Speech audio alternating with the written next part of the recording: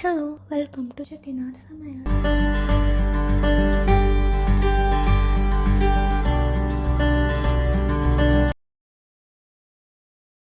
அனைவருக்கும் வணக்கம்.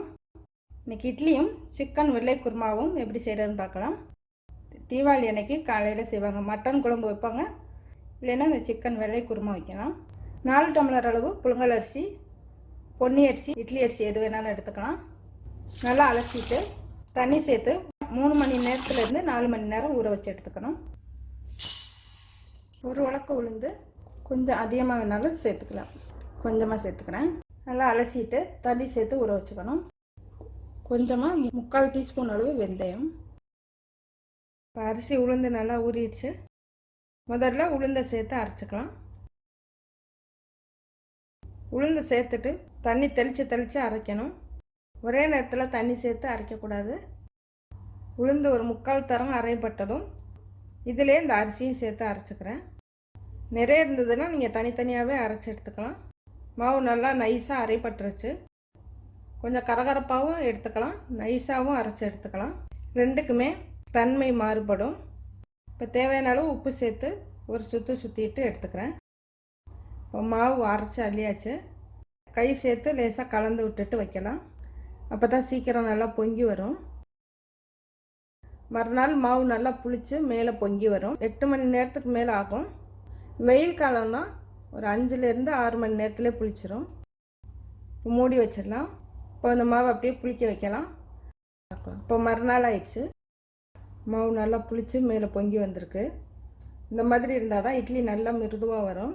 இப்போ மாவை கலந்துடக்கூடாது. தோசைக்கு நான் மட்டும் நல்லா கலந்துட்டு எடுத்துக்கலாம். இட்லிக்கு ஒரு பக்கமாக இருந்து தான் எடுக்கணும். இந்த மாதிரி திரும்பவும் அதே இடத்துல இருந்து தான் எடுக்கணும். இட்லி சட்டியில் தண்ணி வச்சு நல்லா கொதிக்க விடணும். தண்ணி கொதிக்க ஆரம்பிக்கல இட்லி மாவை எடுத்து சேர்க்கணும். 5 நிமிஷத்துலேருந்து 8 நிமிஷத்துக்குள்ளே வெந்துடும்.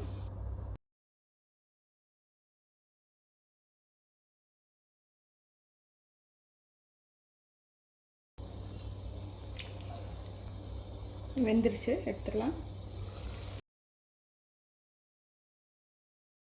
தண்ணி தெளிச்சிட்டு துணி அந்த மாதிரி உரிச்சு எடுக்கணும்.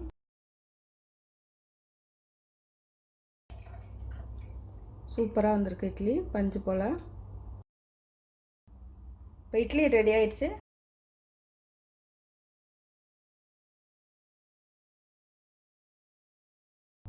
இப்போ பூ போல் இட்லி ரெடி ஆயிடுச்சு.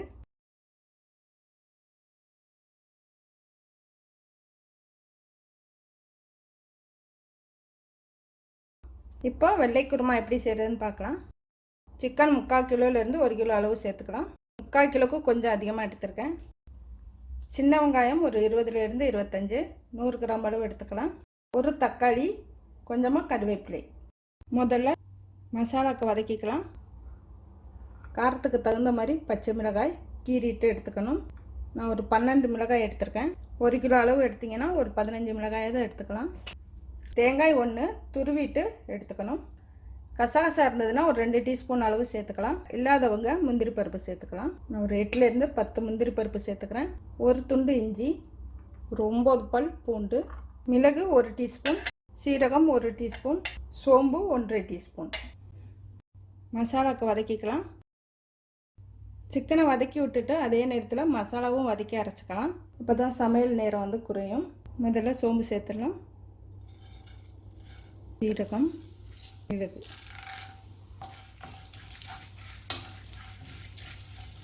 இஞ்சி, பூண்டு,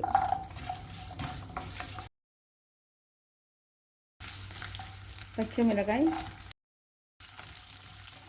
ஒரு 2 மிளகாய் அதிகமாக சேர்த்துக்கிறேன்.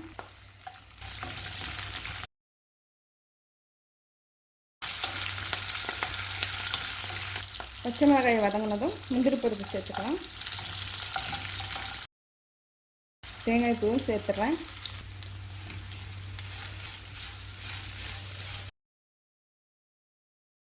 லேசாக வதக்கிட்டு எடுத்திங்கன்னா குருமா வெள்ளையாக இருக்கும். ஆனால் சீக்கிரம் கெட்டுடும். கொஞ்சம் நல்லா வதக்கிட்டு எடுத்துக்கலாம். குருமா நிறம் மாறி வந்தாலும் பரவாயில்ல, சுவை நல்லாயிருக்கும். நல்லா வதங்கிடுச்சு. அடுப்பு ஆஃப் பண்ணிடலாம். நல்லா ஆறுனதும் மிக்சியில் சேர்த்து இல்லைன்னா கிரைண்டரில் சேர்த்து நைஸாக அரைச்சி எடுத்துக்கணும். இப்போ மிக்சியில் சேர்த்து நைஸாக அரைச்சி எடுத்துக்கணும். மசாலா நல்லா நைஸாக அரைச்சி எடுத்துருக்கேன். இந்த மாதிரி கெட்டியாகவே அரைச்சிக்கோங்க. கடாய் வச்சுட்டு தேவையான அளவு நல்லெண்ணெய், எண்ணெய் சூடானதும் பட்டை இலை சேர்த்துக்கலாம். 2 ஏலக்காய், 2-3 கிராம்பு, வாசனை சாமான் எல்லாமே சேர்த்துக்கலாம். கொஞ்சமாக சோம்பு, வெங்காயம் சேர்த்துக்கலாம்.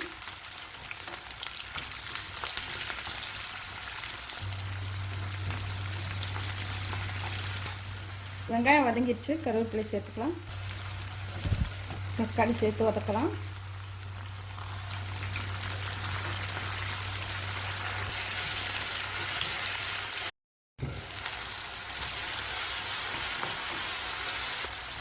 இப்போ சிக்கன் சேர்த்து வதக்கலாம்.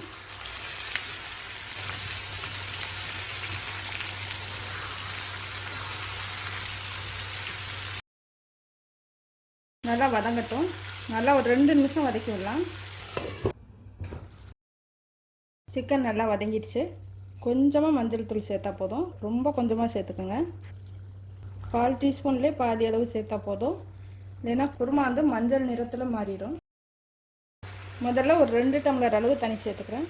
மசாலா அரைச்சி சேர்த்துட்டு மசாலாவுக்கு தகுந்த மாதிரி அதுக்கப்புறம் தண்ணி சேர்த்துக்கலாம். மசாலா சேர்த்து கலந்ததுக்கப்புறம் ரொம்ப கெட்டியாக இருந்ததுன்னா தண்ணி சேர்த்துக்கலாம். தேவையான அளவு உப்பு சேர்த்து ஒரு 2 நிமிஷம் கொதிக்க விடலாம். இப்போ மசாலாவை சேர்த்து கொதிக்க விடலாம்.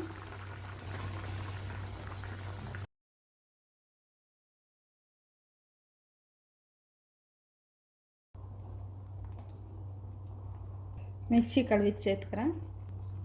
இப்போ மிக்சி கழுவிட்டு ஒரு 1/2 டம்ளர் அளவு தண்ணி சேர்த்துருக்கேன். 2.5 டம்ளர் இல்லைன்னா 3 டம்ளருக்குள்ளே தண்ணி சேர்த்தா போதும். அதுக்கப்புறம் மசாலா ரொம்ப கெட்டியாக இருந்தால் மட்டும் தண்ணி சேர்த்துக்கோங்க. இந்த பதத்தில் எடுத்துக்கிறேன். ஒரு 3 நிமிஷம் நல்லா கொதிக்க விடலாம்.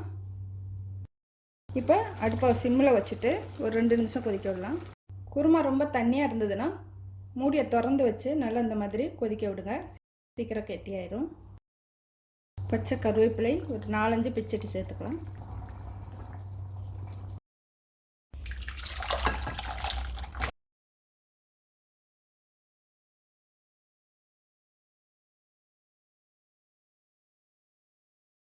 இப்போ தீபாவளிக்கு இளம் இட்லியும் சிக்கன் வெள்ளை குருமாவும் ரெடி ஆயிடுச்சு. குருமா வந்து சாதத்துக்கு அவ்வளோதான் நல்லா இருக்காது.